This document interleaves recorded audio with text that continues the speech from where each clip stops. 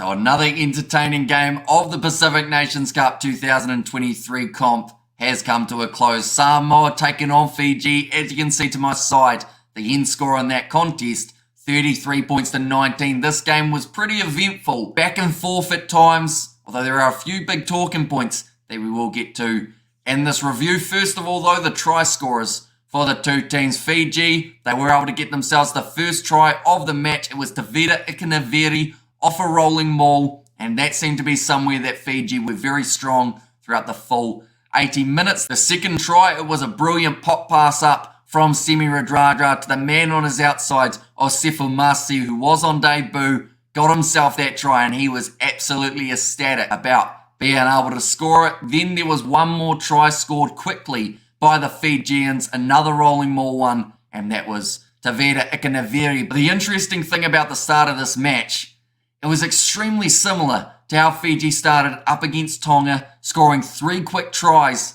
and then putting their opposition under pressure from the get-go. Samoa, they were able to do well to slowly fight their way back into this contest. First try scored by Christian Leali'ifano. Also later on in the game, Tamua Manu and Fritz Lee both able to cross the try line. But there was still one other try for the Flying Fijians, and that was Celestino Ravatamunda charging down the wing, a 95-metre try from the Fijians, and that was due to Samoa just kicking that ball away. But that was the last try we saw from Fiji, all being scored in the first half, so definitely having the better of the first 40 minutes. Samoa's discipline in that first 40 minutes was not ideal, similar to what we saw in their game up against Japan when they were dropping the ball, having the handling errors. In this game, they just continuously ended up giving away offside penalties and also penalties for just the silliest of things that they normally wouldn't end up giving penalties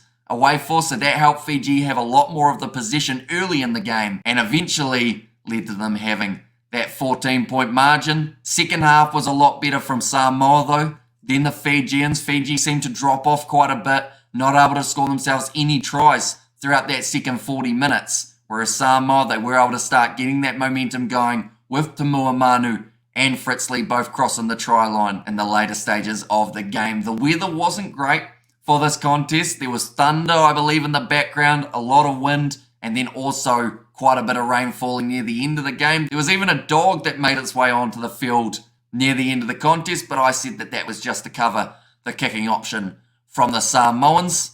This game was very entertaining. Like I mentioned, a few players stepped up, one of which being the captain for Fiji, Semi Radradra, once again showing why he's going to be so dangerous in that Rugby World Cup. In the backline, I also felt Caleb Muntz had a very solid game at number 10. His kicking accuracy was relatively high. He did miss the very first kick of the day, but so did Christian Leali'ifano. But he was just able to set up the men on his outside quite nicely. Radradra at 12, Osifu Masi at 13, perhaps another combination we get to see in the future. And then Ravatamunda having a very solid game on the wing as well. Tevita Ikanaveri picking up 2 tries. Definitely needs a lot of credit, although at times the line-out was not quite as smooth as Fiji would have liked. For the Samoans, off the bench, Milani Matavao seemed to add a real impact straight away, getting the turnover. He did have a couple handling errors, but with it being so late in the game, Samoa had to throw absolutely everything into what they were doing, and in the end,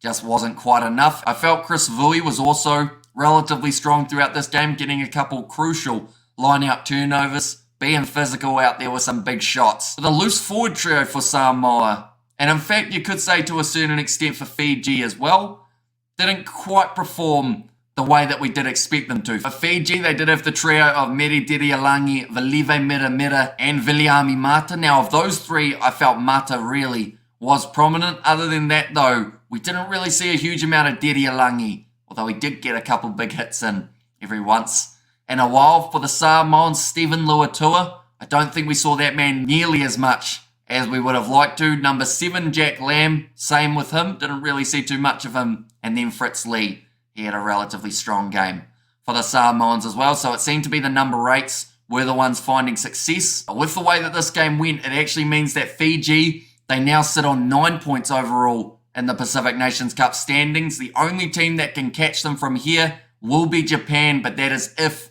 they can get themselves the win over the Tongans in the next contest, and that is not an easy task, and I'm sure it will be a very entertaining game later on tonight. But nonetheless, thank you all very much for tuning into this very short review of the contest. 33 points to 19, like I mentioned. The Samoans, they do not walk away with a bonus point from this contest, but they do walk away with a lot of learnings and things to improve on as they head towards that World Cup. But thank you all very much for tuning in. Do let me know what you thought of the match in the comments down below. If you did enjoy, be sure to leave a like and subscribe to the channel, and I will see you all for the next one.